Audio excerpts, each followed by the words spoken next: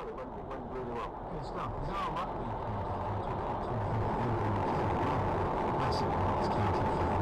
And I was wondering, for Christmas, how much would it cost me to get Andrew McKenna's name on the Notts County? Monthly sponsorship. I think they're all taken now, aren't they, Simon?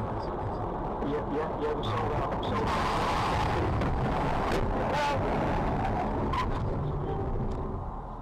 You've got for months to sell them, but there's always something else.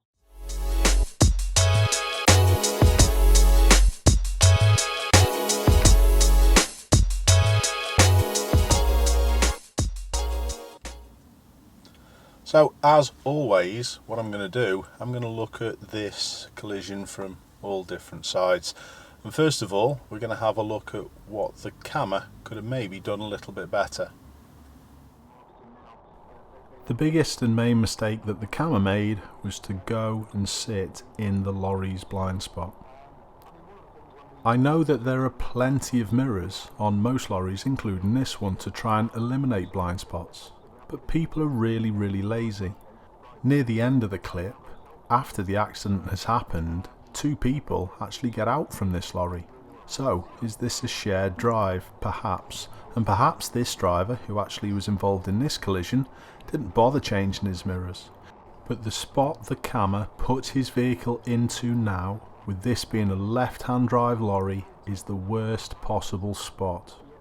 If you can't get past and well out in front, stay well back, else this is going to happen.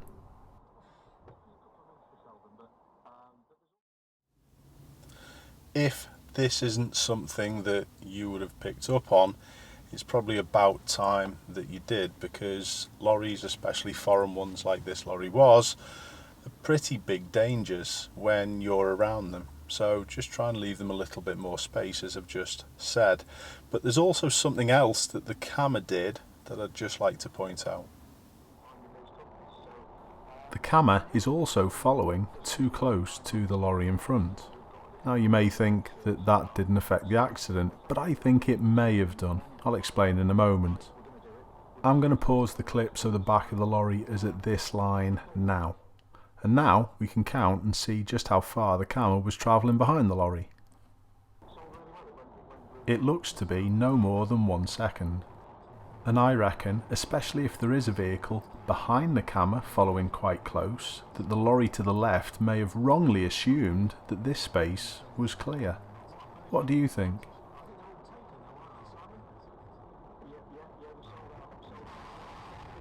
And as the spin and accident happen, there's no way of actually telling whether there was a car behind the camera or not.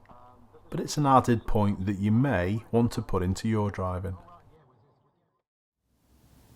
So effectively what I'm getting at with that last point is that if the spaces are closed down, if there's a smaller space, you might be missed by that lorry driver. I know it's an assumption on perhaps the lorry driver's part, but it is a possibility, and it is something that I've found when I've seen incidents unfurl in front of me when I've been driving, that because people are particularly close, they're not expected to be in that space. So leaving space is obviously better for the vehicles in front and your safety and everyone's safety, but there may just be an added little bit on why the lorry actually lane changed.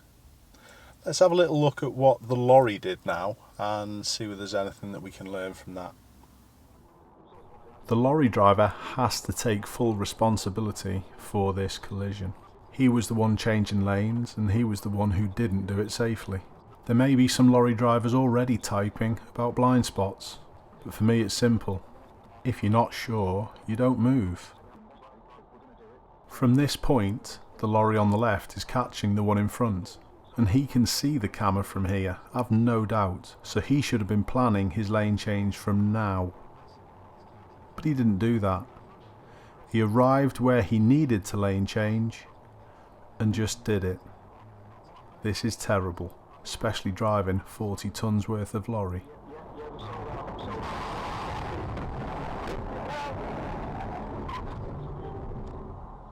Look at the damage to the lorry near the light. This didn't happen on this collision. As I rewind the clip, you'll see that it's obvious that it was there prior to the actual accident.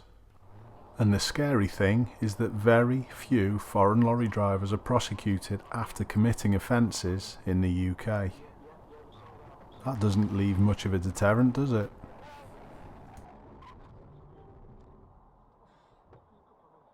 I'm just really happy that no one was seriously injured. So as with most scenarios, there's always a little portion of involvement from all sides.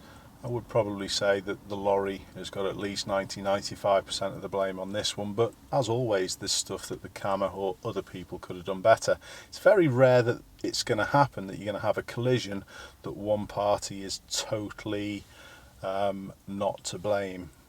We had one recently where I did some analysis on a motorbike or a motorcyclist who came off around a corner and slid, and the car that the motorcyclist actually hit had nothing to do with it. But that's quite a rare event. Most of the time when collisions occur, there's usually a little bit of blame, even though it's a tiny little part on the camera. On this one, there's usually a little bit of involvement from all sides. So try and just think any little points that I put out there. It's not me picking on the wrong people. Some people get this wrong with these analysis videos. If I point out the obvious, that's only going to actually help a small proportion of people, because it's obvious to most people. But if I point out these little intricacies, that could mean that I'm helping more people. It could be something that you didn't realise, that you didn't know. So try and take all of this video, try and put it into your own driving, and it's lessening the likelihood of these incidents going on. But unfortunately, that's just what the roads are about. Unfortunately, we've just got to keep aware and keep switched on. I hope that's all okay. Hope to see you soon.